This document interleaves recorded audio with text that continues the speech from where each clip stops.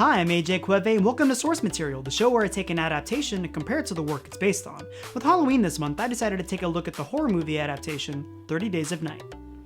30 Days of Night came out in 2007 and was directed by David Slade. Mr. Slade also directed Hard Candy, Twilight Eclipse, and a lot of TV, from episodes of Breaking Bad to the interactive Black Mirror Bandersnatch. 30 Days of Night was written by Steve Niles, but we'll get back to him in a minute. It was also written by Stuart Beattie, who's one of the writers responsible for a little franchise known as Pirates of the Caribbean. He also wrote G.I. Joe, Rise of Cobra, Collateral, and I, Frankenstein. The film stars Josh Hartnett, Melissa George, and Danny Huston, who's apparently destined to be the bad guy in all comic book movies.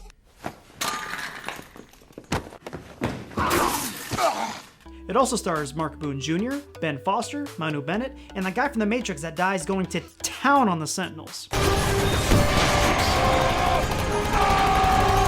The film was met with mixed reviews, and at the time of this video, sits at 51% critic and 56% audience score on Rotten Tomatoes. The movie takes place in the sleepy town of Barrow, Alaska, and due to its location, is about to go 30 days without sunlight. The story follows Sheriff Eben Olison, his recent ex, Fire Marshal Stella, along with a group of survivors as they try to make it through the 30 days of night while being hunted by a pack of vampires. How does this movie compare to the work it's based on? Well, let's get to the source material. 30 Days of Night came out in 2002 and was published by IDW. It was a 3-issue limited series written by Steve Niles. Mr. Niles is also responsible for such series as October Faction, Zombies vs. Robots, Hellspawn, and the current ongoing Kick-Ass series.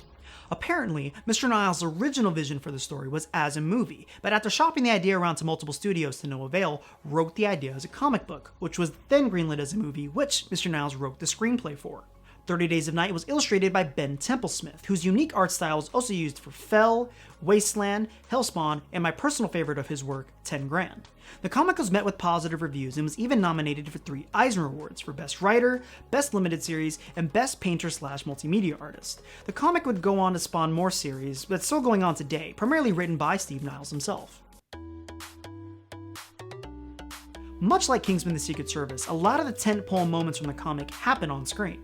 The town of Barrow, Alaska is about to experience 30 days of night, someone's trying to cut off communication from the town by stealing cell phones and burning them, a mysterious stranger shows up asking for some whiskey and raw hamburger and gets thrown into jail. Raw hamburger.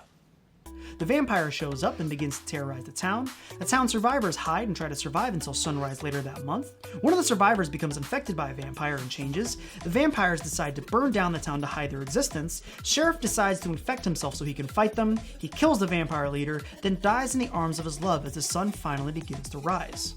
Little things that happen in the comic book get to happen on screen, from Gus's head being on a spike to the creepy little girl vampire. I'm done playing with this one. You wanna play with me now? I can smell your blood. To the final blow that Eben uses to kill the head vampire. The comic book only ran for about 3 issues, which doesn't leave a lot to be adapted for a 2-hour movie. So, let's talk about the differences. One of the biggest changes is the relationship between Sheriff Eben and Stella. In the movie, they're recently broken up and throughout the film are trying to mend the relationship. In the comics, however, they're extremely happy together and are even partners in the Force. So his partner, played in the film by Manu Bennett, doesn't exist in the original comic. A smaller change is the sheriff's name, who in the comics is Oleman and in the movie is Olison. I don't know why they changed that, frankly. Another big change is the removal of the B-plot in New Orleans. The movie takes place entirely in Barrow, Alaska, while the comic bounces back and forth between the survivors and a guy named George, who's on a mission from his quote, mama, to find the existence of vampires. This will be further explained in the web series 30 Days of Night: Blood Trails, which acts as a prequel to the movie. As I mentioned earlier, the comic only ran for 3 issues, and the movie ran for shy of 2 hours. So needless to say, a lot of things were changed and or made up to help fill for time. Nearly all of the film from right after the beginning to right before the end is almost all original. For example, the scene where Ella and Eben are trying to grab the ultraviolet light lamp to use as a weapon against the vampires was completely made up, and I thought a great addition. Another change is the mysterious stranger being a vampire fanboy in the movie, as opposed to an actual vampire in the comics, and characters like the sheriff's little brother were made up, and how the group handles one of them turning into a vampire was also changed. In the movie, Dude from The Matrix chooses to end his own life in a scene that stands out emotionally. In the comics, however, the guy changes into a vampire and begins attacking the other survivors until being put down.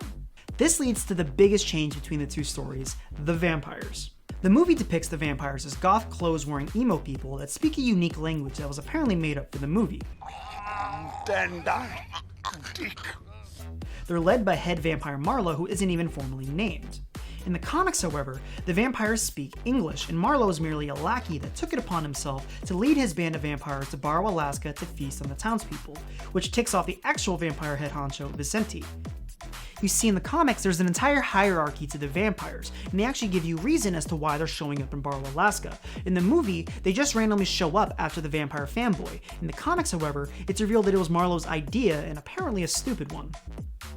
I believe that having the vampires speak a foreign language, while original and probably more realistic, makes for a less interesting story. I get the idea of wanting to make the survivors feel more desolate and dehumanizing the monsters, but having no idea what the vampires are saying makes the most interesting part of the story the weakest. The interaction between the vampires and learning how they manage to exist while only being thought of as a myth is one of the best parts of the comic. Another difference, but it's also a similarity, is the length of each story. As I mentioned earlier, the comic only ran for 3 issues, while the movie ran for shy of 2 hours. I actually felt like the comic was entirely too short, and the movie drug on entirely too long. Both stories are a unique take on the vampire genre that actually feels more like a zombie survival story, being that both stories are about a group of survivors, and that's really where the emphasis of the entire story is. There are elements from both mediums that I prefer, and while both endings are basically the same, I felt like the emotion on screen was the more powerful ending. However, I absolutely despise the way the vampires behave in the movie. I found myself being annoyed with their constant need to hiss and show off their teeth. In the comics, their behavior is a lot more subtle and, in my mind, a lot scarier. All things considered, I have to say I prefer the comic book. I love the artwork, and I found the take on Vampire to be a lot more interesting than the movie. 30 Days of Night has a sequel, 30 Days of Night Dark Days, which you may take a look at in the future. If there's an adaptation you'd like for me to take a look at, let me know in the comments below, or send me an email at genregeekscast@gmail.com. I'd like to thank Jason Slozier for the recommendation for this video. I'm AJ Cueve, and I'll see you next time.